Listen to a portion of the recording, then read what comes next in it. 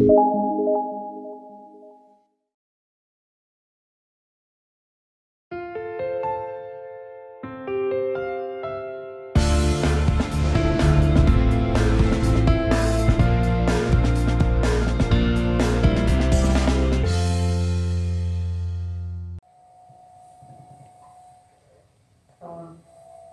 noite, queridos irmãos. Vamos conversar hoje um pouco a respeito da fé raciocinada. Nós aprendemos com a doutrina espírita que nem tudo deve ser aceito, aliás, nada deve ser aceito, porque simplesmente nos contaram, porque alguém falou, às vezes até alguém que nós consideramos, por quem nós tenhamos respeito e admiração, nos traz alguma situação, nos conta alguma coisa. Mas a doutrina espírita sempre nos alerta a respeito da fé raciocinada, que nós precisamos observar, analisar, retermos aquilo que é bom e refutarmos aquilo que a razão, a observação prática, nos mostra que não seja verdadeiro. Então, queridos irmãos, eu gostaria de refletir com vocês essa noite com relação a esse tema fé raciocinada, porque muitas mensagens nos têm chego por diversas mídias sociais e muitos colegas, muitos amigos têm nos questionado a respeito da veracidade dessas mensagens, preocupados, outros às vezes felizes com a mensagem que viram, mas nós sempre, via de regra, nos questionando, e isso é muito bom, acerca da veracidade dessas mensagens que estão sendo veiculadas especialmente nesses últimos tempos agora, em que essa pandemia se instalou. Há muitas mensagens circulando por aí, algumas com aparência de verdade, outras nem tanto. E muitas que uma breve análise já nos leva a refutar completamente. Então, em primeiro lugar, nós precisamos nos lembrar que o Espiritismo é a fé raciocinada. O Espiritismo nos demonstra a necessidade da reflexão, nos determina que analisemos prudentemente cada uma das mensagens, das comunicações, sejam mediúnicas, seja proveniente do nosso meio, dos irmãos encarnados, para que nós possamos descartar aquilo que não serve, que não reflete a realidade, que não condiz com a nossa razão e acatarmos aquilo que de fato nos pareça correto, à luz da razão. Pois bem, então, nesse nosso meio espírita, às vezes acontece muita confusão entre o espiritismo e o espiritualismo. Há muitas mensagens que estão sendo veiculadas, inclusive por irmãos espíritas, mas que as mensagens não tiveram origem nos nossos meios, nos nossos círculos espíritas. São mensagens espiritualistas. Algumas até de uma certa beleza, que nos levam a reflexões bonitas, aquele momento de recolhimento íntimo, sem dúvida nenhuma. Mas nós, à luz da razão que a doutrina espírita nos ensina, conseguimos em muitas delas perceber alguns pontos em que elas desviam daquilo que nós sabemos ser o correto de acordo com a doutrina espírita. Há mensagens, por exemplo, sem citar aqui nenhuma delas particularmente, mas de uma maneira geral, prescrevendo determinados rituais, como vacinas para a cura do coronavírus, que então, se a pessoa, em determinado momento, fizer seu recolhimento em casa e seguir aquele ritual conforme prescrito na mensagem, estará recebendo uma vacina espiritual contra o coronavírus. né? Para todos aqueles que executarem esse ritual, por exemplo. Outras mensagens que pedem que sejam repassadas adiante a tantas pessoas em forma decorrente, o Espiritismo também nunca faz isso, né? Então vamos pensar, o Espiritismo, nós sabemos bem, não recorre, não se utiliza de nenhum tipo de ritual, de nenhum tipo de dogma. Então, por si só, nós já sabemos que esse tipo de mensagem pode ter um cunho espiritualista, mas não é espírita. E se nós refletirmos bem, será mesmo que qualquer pessoa que assim procedesse, indiscriminadamente fizesse esse ritual, estaria de fato obtendo a prevenção absoluta contra o coronavírus? Talvez até se sentindo apto? E vejam o perigo dessas mensagens. De repente a pessoa é tão crédula que faz determinado ritual previsto e sai pelas ruas sem proteção porque se julga imunizado contra o coronavírus. Vejam bem o perigo dessas mensagens. Será mesmo que essas pessoas estariam imunizadas? Nós precisamos raciocinar de maneira indiscriminadamente por ter cumprido determinado ritual, desprezando assim a lei da causa e efeito, por exemplo? Jesus já nos disse que a cada um seria dado conforme as suas obras. Será mesmo que essa mensagem teria um cunho de verdade que fosse digna do nosso respeito e que nós a seguíssemos assim tão cegamente? Outras, por exemplo, prevêem datas distantes para o fim da pandemia. Datas, mensagens que nos dizem que no dia tal a pandemia termina. Será mesmo? É muito, muito engraçado. Será mesmo que um único espírito, vindo por um único médium, teria recebido tal revelação exclusiva, de caráter absolutamente exclusivista? Porque nenhum outro, ao que nós vemos, determinou data prevista de dia, de mês, para o fim da pandemia. E as pessoas muitas vezes irrefletidamente, porque nós compreendemos que todos nós, o planeta, deseja ardentemente o fim dessa pandemia. Então as pessoas, em meio de uma mensagem muito bonita, porque essas que nós temos visto, elas trazem algumas reflexões muito belas, sim, mas lá no meio dela há coisas como essas. Uma promessa de fim da pandemia no dia tal. E esse dia até estaria próximo, né? E ao contrário, infelizmente, do que a ciência está nos mostrando. Nós estamos em uma fase ainda de crescimento, especialmente aqui no Brasil, dos casos. Como é que em um momento em que toda a ciência positiva, humana e a própria espiritualidade benfeitora que tem se manifestado por diversos médiuns sérios, estão nos dizendo que a pandemia ainda está na fase de crescimento exponencial.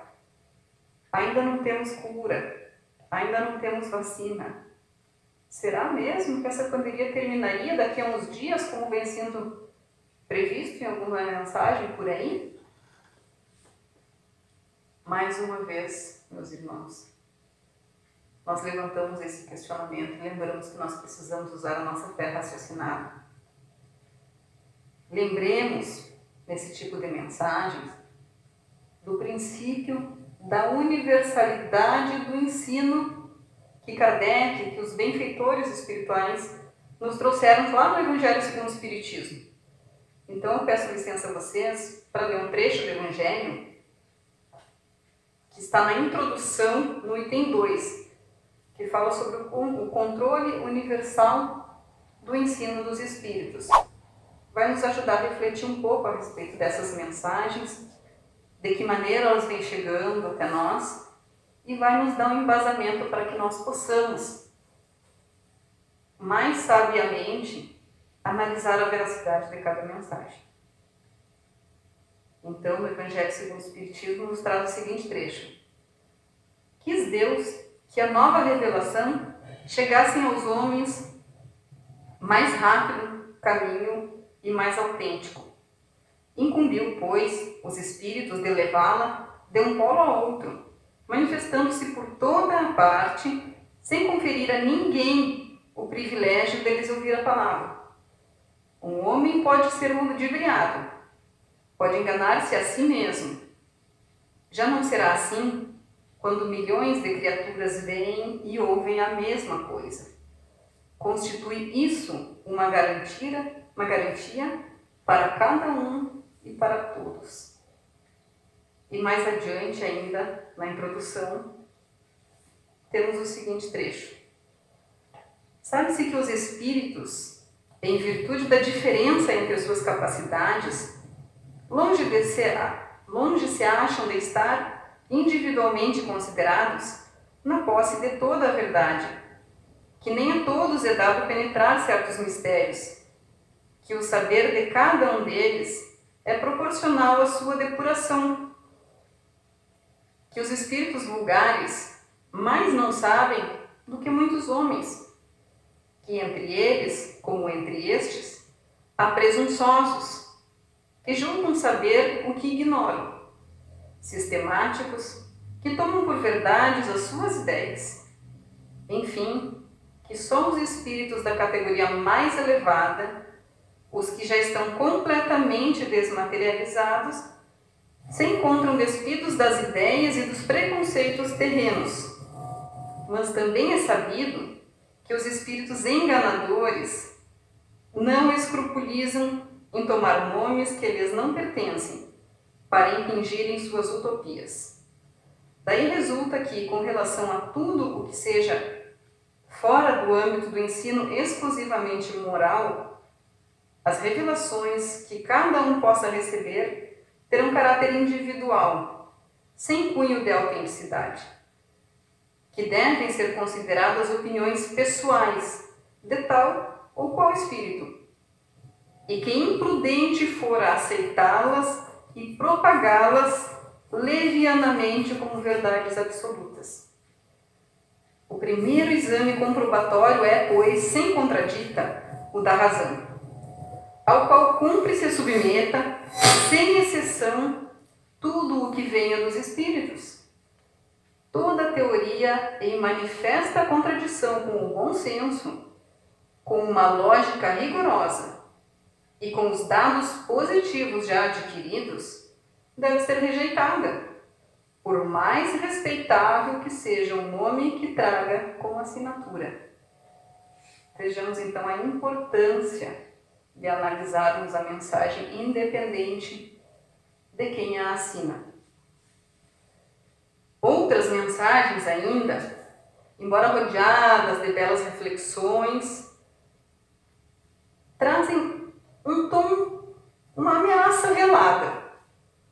E novamente com datas estanques pré-determinadas, como algumas que nós verificamos, nos dizendo que se a humanidade não se modificar num período X de tempo, virá uma nova onda de pandemia, ou virão outros castigos de Deus ainda piores do que esse. Isso é uma mensagem velada que vem no meio de uma mensagem muito bonita, uma ameaça. Será mesmo que os espíritos de luz nos trariam advertências assim, desse modo, dizendo que se nós não mudássemos até tal data algo de muito ruim nos aconteceria? Nós sabemos sim que todos os acontecimentos planetários, assim como individuais, eles estão e estarão sempre de acordo com as nossas atitudes no hoje.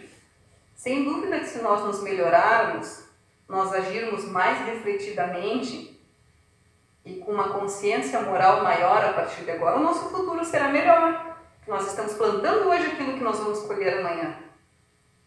Mas será mesmo que espíritos de luz nos trariam em tom de ameaça, muito embora em uma mensagem que nos traga outras reflexões belas, alguma sugestão nesse sentido? Deus não pune, Deus não ameaça e Deus não castiga. Precisamos raciocinar. Precisamos analisar friamente essas mensagens. Todos nós estamos sedentos de boas e belas mensagens. Quem não gostaria de ouvir uma mensagem verdadeira, naturalmente, que nos dissesse que a pandemia vai realmente acabar em determinado momento? É tudo que todos nós desejamos. Mas, infelizmente, nós sabemos que essas mensagens, assim, elas não passam pelo crivo da razão. Elas são derrubadas pela ciência imediatamente. E lembremos que a doutrina espírita nos adverte da maneira como os espíritos pseudo-sábios costumam agir em mensagens, sejam psicofônicas, sejam psicográficas. Os pseudo-sábios já possuem uma intelectualidade mais avançada. Às vezes utilizam palavras belas, rebuscadas, mas no meio de uma mensagem inteira, com palavras bonitas, eles incutem sutilmente alguma mentira, uma inverdade que vai entrar no senso comum, se disseminando pelas coletividades e fazendo com que nós absorvamos algum conhecimento que não seja o correto, de acordo com a doutrina, que não seja o verdadeiro e que possa nos levar a grandes equívocos muitas vezes. Então, tomemos nós, espíritas, que já temos a luz da doutrina baseada na razão, o cuidado com o fanatismo.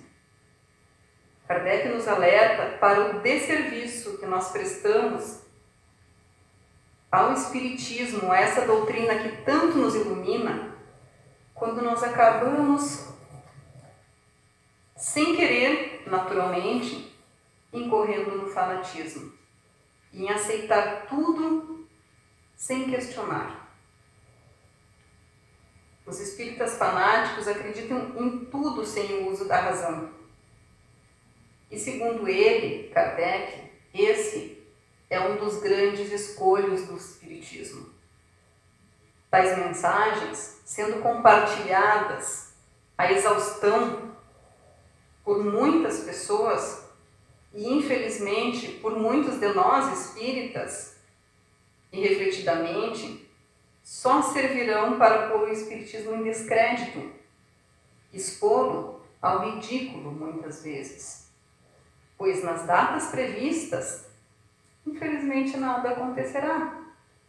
Passará a data em que está prevista nessas mensagens para o fim da pandemia, e infelizmente, quisera eu estar errada também, mas nós sabemos que daqui a poucos dias, infelizmente, nós não teremos milagrosamente o fim dessa pandemia.